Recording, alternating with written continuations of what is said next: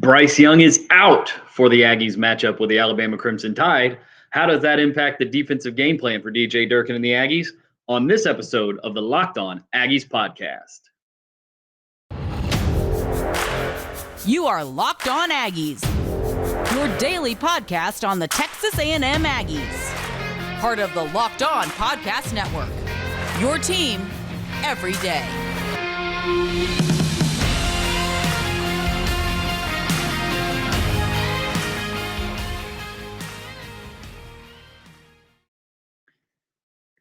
What's up, everybody? Welcome back to the Locked On Aggies podcast, part of the Locked On Podcast Network, your team every day. I am your host, Joey Ikes. Thanks so much for making Locked On Aggies your first listen. We are free and available wherever you get your podcast, as well as on YouTube. So if you're listening to us on the audio side, make sure you go check us out on YouTube as well. Subscribe to the channel there. Today's episode is brought to you by Underdog. Sign up on UnderdogFantasy.com with the promo code LOCKEDON and get your first deposit doubled up to $100. Bryce Young will be out of the Aggies matchup with the Alabama Crimson Tide on Saturday at Bryant-Denny Stadium in Tuscaloosa, Alabama. This according to a report by Aaron Wilson of the Pro Football Network. If you know of Aaron, you know he is one of the most plugged-in reporters that there is nationwide when it comes to football. He does a lot of work with the NFL, but it's not at all surprising that he would be the guy who could break this type of report. What does this do for Texas A&M in this matchup with Alabama, the number one team in the country, in Tuscaloosa? Well, it definitely changes the game plan because you're no longer facing the reigning Heisman Trophy winner, potential number one overall pick in the next draft. What he's been able to do, and I've talked about him a lot on this podcast to contrast his play with the quarterback play that A&M has gotten over the course of the last several weeks, the first 5 weeks of the season. Bryce Young is a phenomenal football player. He's shown more use of his legs to make plays outside of structure. As a runner, when he's supposed to pass, we saw a nifty scramble with a pump fake and scored a touchdown in their game against Arkansas. His backup, Jalen Milroe, who came into the game against Arkansas when Bryce Young went down. It's a shoulder injury. I want to say they called it an AC joint sprain. Hopefully he doesn't have to miss too much time because he's a phenomenal player to watch. The difference between Milroe and Young is offensively, Bill O'Brien is going to call, or at least based on what he did against Arkansas, and who knows how much of that was just the fact that Milroe wasn't getting a lot of reps in practice and they wanted to put him in comfortable situations. They used a lot more designed quarterback runs, a lot more read runs, things like that with Milroe than they typically do with Bryce Young. It's not surprising. Milroe's a sophomore, hasn't played very much at all. It's not that surprising to see the offensive coordinator lean into maybe more of what he has done in the past, or more of what might make him comfortable or keep him comfortable to try to facilitate the offense being able to move. Milroe is dynamic as a runner, had a huge run against Arkansas, and is a good passer. He's definitely a dual threat, somebody who can beat you through the air and on the ground. But you're definitely going to see more designed runs. This Alabama team is primarily a zone running team, which means all of the offensive linemen moving in one direction, typically with some sort of a jet motion or a motion from a wide receiver or some sift action of a tight end or a blocker working back counter to the flow of the play to cut off that in man on the line of scrimmage in the back. You're going to see a lot of that with a lot of read option action that will put this A&M defense, and will put any defense really for that matter, in a bind. When you combine Jalen Milroe and his ability around with Jahmyr Gibbs and his ability as a running back, we talk a lot about Devon Achane and how phenomenal he is. Jahmyr Gibbs averages 8.8 yards per carry on 43 attempts. And they have a backup running back, Jace McClellan, who averages 7.3 yards on 35 attempts. And between the two of those guys, they have 5 rushing touchdowns, and they also have 5 receiving touchdowns. So between those two guys, they have 10 touchdowns this year.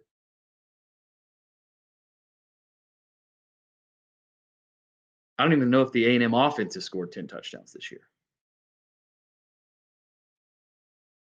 Even without Bryce Young, you have dynamic playmakers, specifically in the backfield for the Tide. And that is going to have to be where the focus is for this A&M group. A&M is going to go into this game banged up a little bit in the secondary. Jalen Jones came out of the game against Arkansas last week. We'll see how he fares if he's able to work into the game this week. Tyreek Chappelle, we're hearing, has suffered an injury in practice, may or may not play on Saturday. These injuries are starting to stack up a little bit for this A&M defense, and it's not a real great time for that to happen. But you're going to need these young corners for A&M, and along with Antonio Johnson, Damani Richardson, you're going to need these guys to be able to play coverage on the back end while you devote a lot of eyes and resources to the running game, because that becomes the primary threat with Jalen Milroe in the game. Milroe has played in 4 games this year, only attempted 27 passes in 4 games. Now, part of that is because of the fact that most of those games were blowouts that Alabama was winning, and they were just, the second group of offensive guys was out there in an attempt to run some clock and not run up the score more than they necessarily had to run it up. But I mean, even against Arkansas, where he played, call it probably half the game, he only attempted 9 passes and only completed 4 of them. He did throw a touchdown, but he had 6 rushing attempts himself and 9 passing attempts in that game. So it's pretty clear, at least based on that early action, it's pretty clear. This team, this Alabama team, wants to get back more into the kind of team that they were before guys like Lane Kiffin and Steve Sarkisian showed up on the offensive side of the ball there. I mean, nobody on the Crimson Tide had more than 3 receptions against Alabama. Now, Kobe Prentice is an explosive playmaker, turned those 3 catches into 92 yards and a touchdown. But they had 5 rushing touchdowns in the game.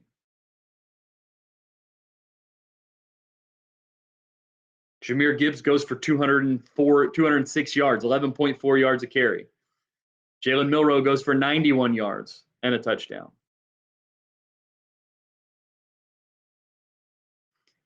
The passing game is going to look significantly different for Alabama with Jalen Milroe under center.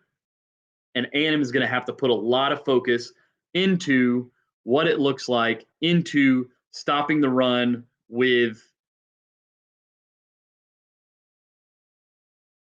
numbers and with the read action that's going to come. And you have to – this is the kind of run scheme that gives you nightmares to stop as a defense, because with the quarterback as a true running threat who can create explosive plays, you lose your advantage on defense. Typically in the running game on defense, you're playing up a man because the quarterback hands the ball off most of the time and boots out or drops back and pretends like he's going to pass, and he becomes a non-factor in the play. That then becomes a 10-on-11 play where you have 11 guys to defeat or defend 10. And you wind up with 11 guys against 9 blockers because one guy has the ball. So you wind up with 2 guys who should be unblocked with the ability to make the tackle on the runner. Doesn't always work out that way, but that's how it works in theory. Before we move on to how A&M can slow down this Alabama passing game with Jalen Milroe at the helm, as I mentioned earlier, this episode of Locked On Aggies is brought to you by Underdog Fantasy, the easiest place to spice up college football season. Like I said, it's extremely easy, and it's easy to play while you're watching your favorite team, the Fighting Texas Aggies, play on Saturday. You go to the Underdog website and you create an account. You go find the pick'em players for that week. You go make your picks, find the over-under on what Haynes King's passing yardage is going to be, or what Jalen Milroe's rushing yardage is going to be, or how many yards Devon Achane is going to run for. You pick the over and the under. Doesn't get much easier than that. Make your own picks. It's easy to play and available in over 30 states. Just pick between 2 and 5 players across any team, not just the Aggies, and decide if they'll finish above or below the totals. It's one of the easiest fantasy ways to play, and you can win cold, hard cash in a single game. Sign up with promo code Locked On, and Underdog will double your first deposit up to $100. That's right. Deposit $100, get $100 for free. Go to UnderdogFantasy.com or find the Underdog Fantasy app in the App Store or Google Play Store. That's Underdog Fantasy, promo code Locked On. Get in on the college football pick'em action today. As we mentioned before, the passing game is going to look different with Jalen Milroe at the helm than it did with Bryce Young. As I mentioned, Jalen only completed 4 passes for 65 yards in the game. He's just not going to be the same level of passer that Bryce Young is going to be. And now, granted, the game got competitive for a little while, but for most of the time that Jalen Milroe was in the game wasn't that competitive. The game got a little bit tight for a few minutes in the third quarter after Arkansas went on a run in the third quarter, had the onside kick, had all that kind of stuff go on. Arkansas goes on a little run in the third quarter, but then it didn't take long for Alabama to pull back out ahead. At the end of the third quarter, it was 28-23 Alabama with 12 minutes and 17 seconds in the fourth quarter. So basically 3 minutes of gameplay later, it was 42-23 Alabama again. So like I said, the game was not that close for that long, which is why you probably didn't see Milroe throw all that much, because they didn't need to. They could move the ball on the ground extremely effectively. I mean, Jahmyr Gibbs had a 72-yard touchdown run in the game and a 76-yard touchdown run in the game.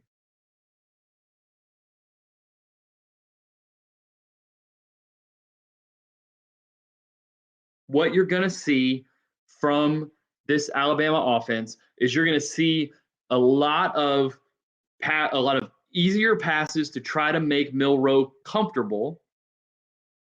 And what A&M's got to do is something they've struggled a little bit with at times. They have to tackle. If A&M tackles well in space on the receivers, they should be able to keep this passing game down pretty well.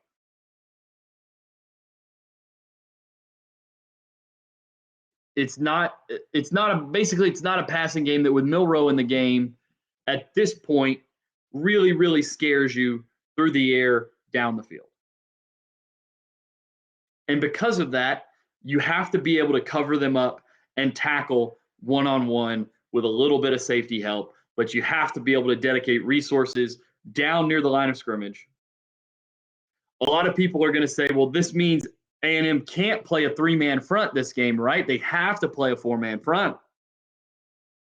But there's nothing inherently about a four-man front that makes it better at stopping the run than a three-man front. The only difference really is alignment. Your personnel doesn't change that much, whether you stand up a guy on the end or you have a guy with his hand down in the dirt. It doesn't change all that much. In fact, a lot of times in a three-man front, you get more bigger people on the field because they're all playing closer to the interior rather than having two of your defensive linemen be smaller guys. You may have one of your you probably have three bigger guys and one sort of edge guy or two edge guys that are a little bit bigger than your typical off-ball linebackers might be if you're in true base 3-4 personnel. Now, if you're in some sort of sub-package with an odd front or with a three-man front, then you probably still wind up with a fourth guy who's the size of an edge rusher. But having those three down means that you can play nickel and still keep linebackers on the field, which may not be a bad call in this game. We're probably going to see Antonio Johnson play back up closer to the line of scrimmage this week in more of a true nickel type slot corner role. And you'll see a lot of Damani Richardson, Bryce Anderson, and Jordan Gilbert rotating in the secondary at safety. Hopefully they've got enough corners that can stay healthy and play man coverage because that's going to be the key to stopping this Alabama offense. All right, guys.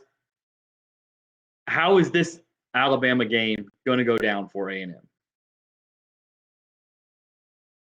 Going into the game when with the possibility that Bryce Young was going to play, everything in me said this game could get really ugly, and it could get really ugly really fast. Primarily because of the fact that A&M just has not done a very good job of disrupting quarterbacks with pressure this year. They've gotten some pressure. They haven't been able to finish plays with sacks.